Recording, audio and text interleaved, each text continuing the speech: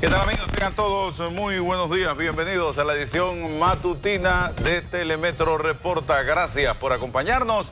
Hoy, 24 de junio, año 2014, un día muy especial para los chitreanos. Y viene el maestro de maestros de la Constitución. ¿Quién? Don Ítalo Antinori. Ítalo Antinori, gracias por estar con nosotros en el día de hoy. Y lo hemos invitado, como siempre, para hacer un poco de docencia.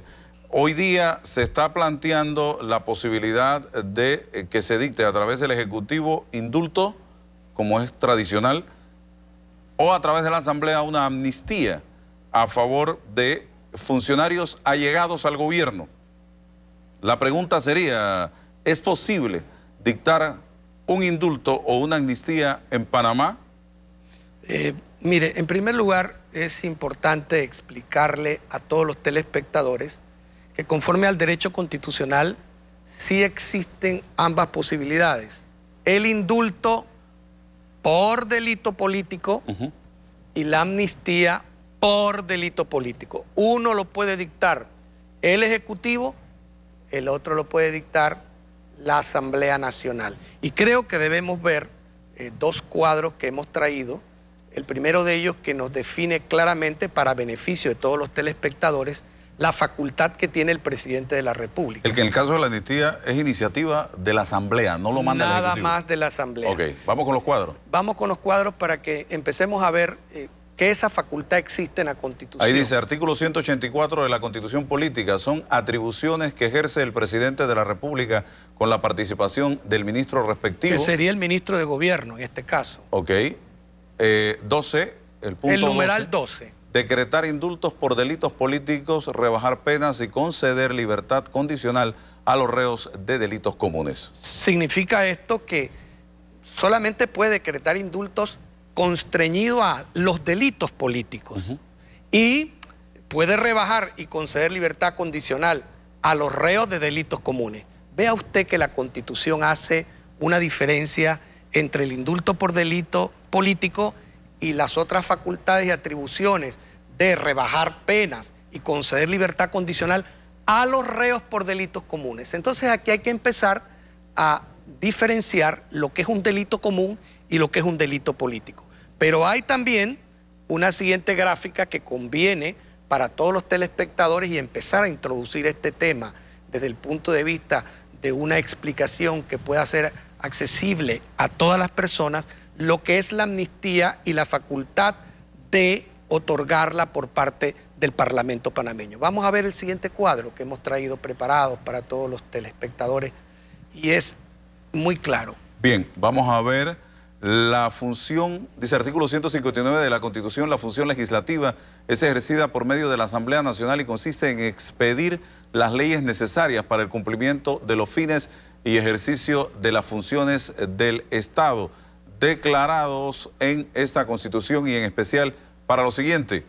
Numeral 6. Numeral 6 dice decretar amnistía por delitos políticos. Como usted observa, tanto el indulto que dicta el órgano ejecutivo como la amnistía tienen que ser por delitos políticos. ¿Cómo usted explicaría un delito político? El delito político es una de las figuras de derecho penal más difíciles de definir y que incluso en Panamá tenemos el gran problema de que no existe, óigase bien, ninguna ley, y esto es una omisión que se ha cometido. Y aprovecho la oportunidad para hacer una respetuosa recomendación a todos los diputados que van a tomar posesión el 1 de julio, que introduzcan una ley que defina de una vez por todas qué es el delito político. Porque en la doctrina, atendiendo a su pregunta, el delito político es aquel delito que se comete para afectar el orden constitucional, el orden público, para tratar de cambiar un sistema político.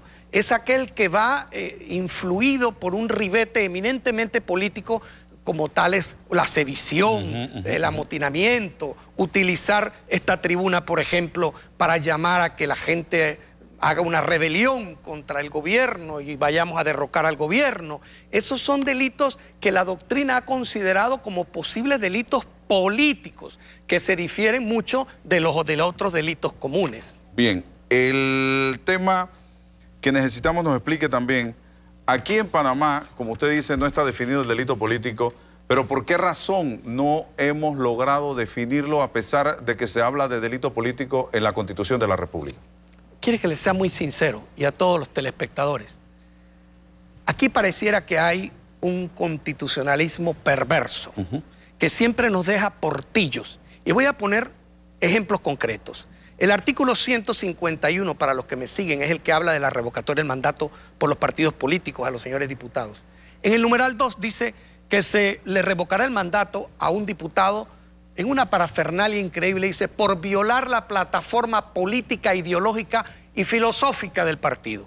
Pero eso, ¿quién lo ha definido? Nadie. Pero es que lo dejan así para que subjetivamente sea interpretado por los poderes políticos a conveniencia de ellos. En el artículo 192, numeral 2, hemos tenido una discusión conceptual hace pocos meses, porque entre las prohibiciones a los parientes del presidente de la República para que no se puedan presentar al periodo siguiente, no se incluyó expresamente al cónyuge, abriendo un portillo que lo utilizó el partido gobernante para poner a la señora Marta Linares de Martinelli de candidata.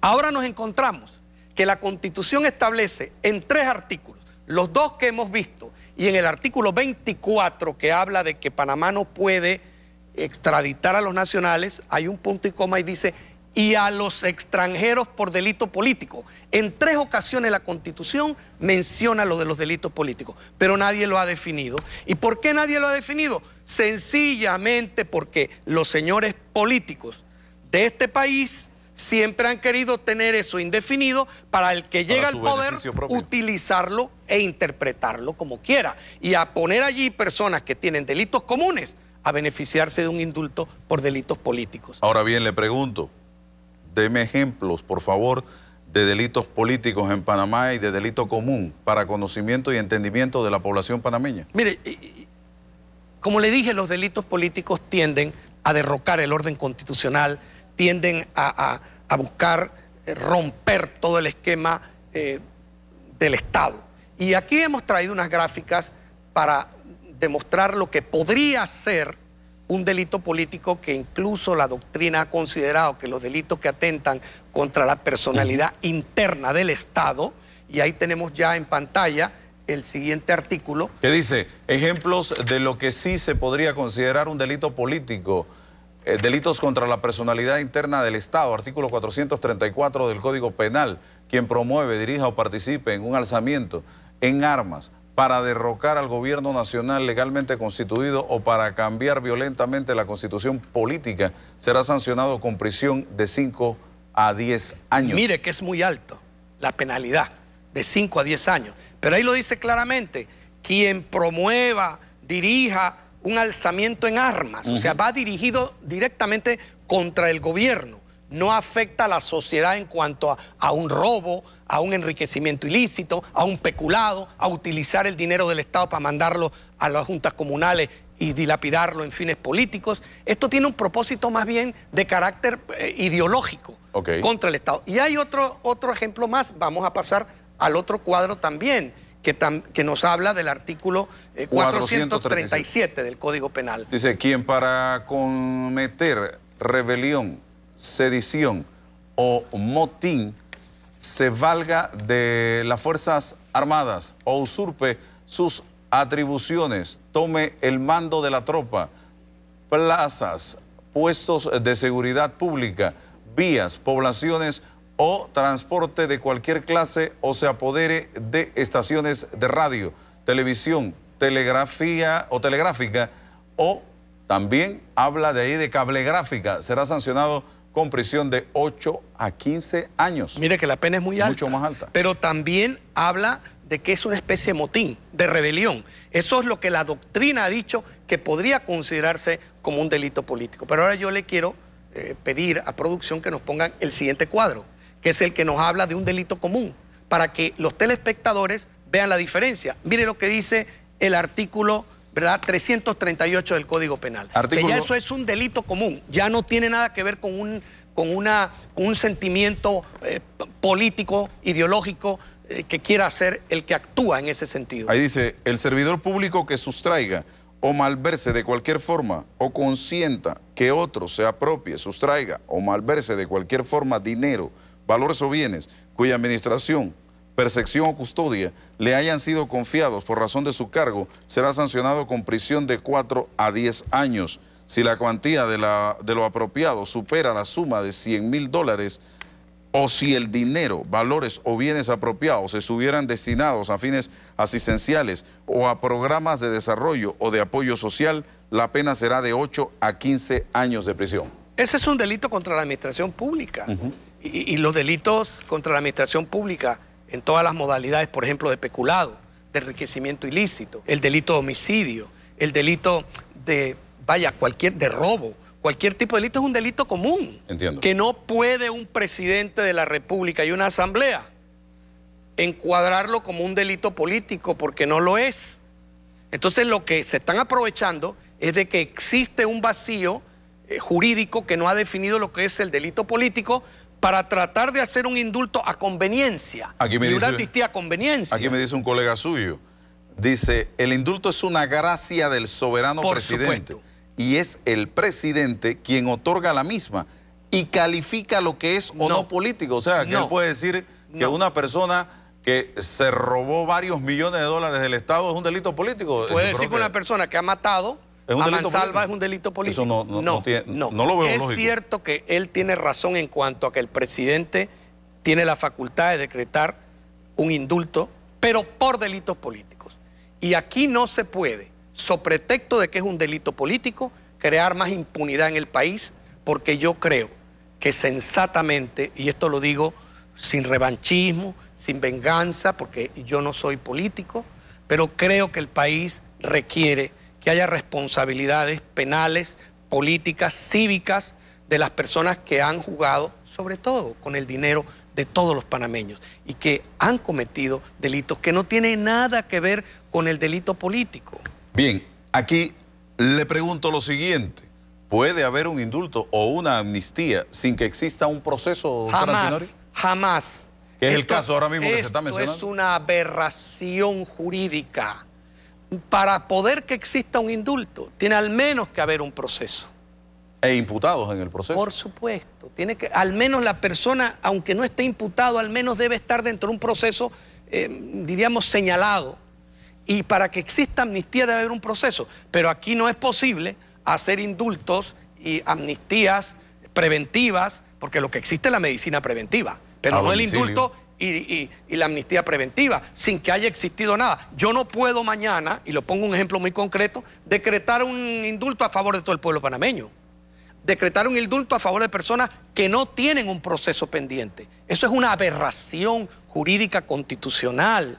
Yo tampoco puedo decretar una amnistía a favor de personas, de funcionarios que no tienen en estos momentos un proceso porque creo que en el futuro lo van a tener. Y a los impugnados en las elecciones del 4 de mayo, eso sería que también anda circulando todo aberración. Esto. Mire, es que la presentación de una impugnación no significa la imputación de un delito. Es que la impugnación no es... Cuando una persona presenta una impugnación, no está presentando la preexistencia de un delito al ciudadano impugnado.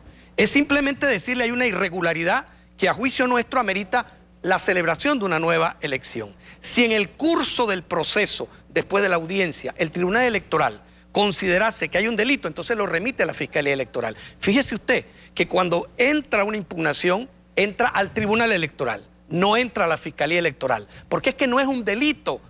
No le está imputando un delito la impugnación a quien está impugnado. Son dos cosas muy diferentes. Entonces sería absurdo hacerle un indulto a las personas que están impugnadas porque ellos hasta estos momentos no están acusados de cometer un delito. Y con el objetivo fundamental de devolverles o darles la curul, pudiera ser. Eso es lo que se busca. Es lo que se busca. Y mandarlos a la Asamblea del 1 de julio. Lo que se busca es un acomodo.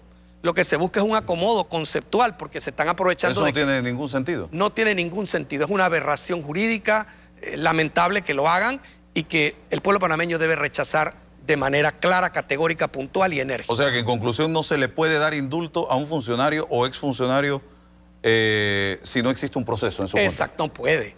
No puede haber mire, es que no puede haber, y se lo pongo en un ejemplo, yo no puedo como abogado mañana solicitar el divorcio de una pareja si yo no pruebo previamente la preexistencia del matrimonio, porque las cosas son así.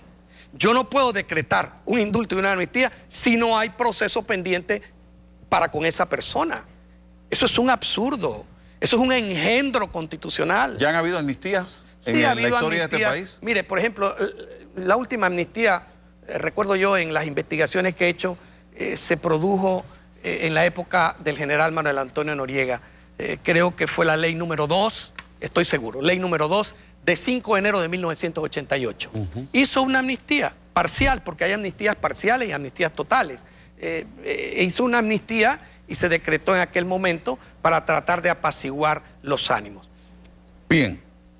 Y en el caso de indultos, ¿es una tradición que al finalizar el periodo presidencial se otorguen estos indultos? Sí, ha habido indultos. Por ejemplo, Ernesto Pérez Valladares dictó uno en su momento. También el presidente encargado, Tomás Gabriel Altamirano Duque, dictó otro en su momento. Y también la presidenta Mireya Moscoso al final de su periodo. En este último indulto de la presidenta Mireya Moscoso, la acción de inconstitucionalidad que promovieron varias personas, que tuvo bajo la ponencia de la entonces magistrada Esmeralda Arosemena de Troitiño, es muy profundo. Es un fallo donde dicen que es inconstitucional el decreto que emitió los indultos y hace unos razonamientos jurídicos, académicos, constitucionales realmente respetables.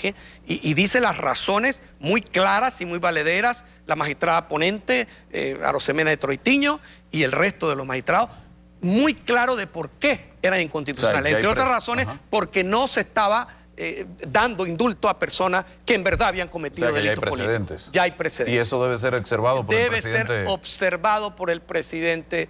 ¿Qué consejo le daría usted al presidente en este momento? Al presidente Martinelli. Frente a este yo tema. le diría muy sinceramente y con todo el respeto, voy a ser un poco fuerte, que no haga el ridículo. Que no haga una cosa así tan inconveniente a 7 días de entregar el poder, que no incluya allí a personas que no han cometido delitos políticos, que eso es inconveniente, desafortunado y desastroso, y que no haga el ridículo.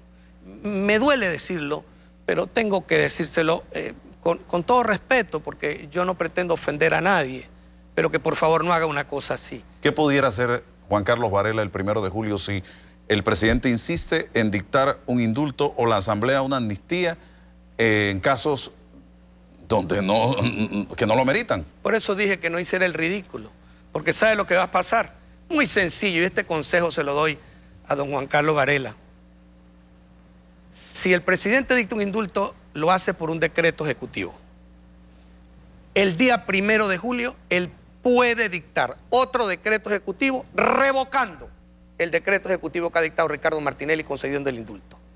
Y entonces queda en nada lo que ha hecho Ricardo Martinelli. Si él, por la vía de la iniciativa del Consejo de Gabinete o de algunos diputados allegados a él, dicta una amnistía, que es una ley en el Parlamento, en la Asamblea Nacional, pues sencillamente otra ley lo va a derogar. Y entonces quedamos igual. Entonces él no debe hacer el ridículo, porque eso sería, aparte, inconveniente, desastroso para el país y para la institucionalidad. Yo creo que el pueblo lo estaría rechazando. Yo lo que llamo al país es a la reflexión y también a que ejerzan el derecho a protestar pacíficamente para fines lícitos sin portar armas, como establece el artículo 38 de la Constitución Política. Que no permitamos que don Ricardo Martinelli haga una cosa así, porque sería burlarse de lo que este país no quiere, que es que no haya impunidad, que queremos que haya responsabilidades penales, políticas y cívicas, porque aquí se ha jugado con el erario público, porque realmente, y lo tengo que decir y voy a ser muy fuerte, es el gobierno más corrupto de la historia de este país. Gracias. Perdóneme, Álvaro, pero es la verdad. Gracias, don Ítalo Antinori, por compartir con nosotros en la mañana de hoy. Insisto, se ha estado rumorando con mucha fuerza la posibilidad de que el nombre de Asunción Eliezer Gaitán, la mano derecha de Manuel Antonio Noriega y que participó en la masacre de Albrook del 3 de octubre de 1989, también se le incluya en ese decreto de indultos que pudiera darse a conocer el próximo 30 de junio. Es un fuerte rumor, es un comentario que nos ha llegado y esperemos que se reconsidere. Ya hay pronunciamientos de las viudas y de los hijos de aquellas personas que fallecieron el 3 de octubre del año 1989.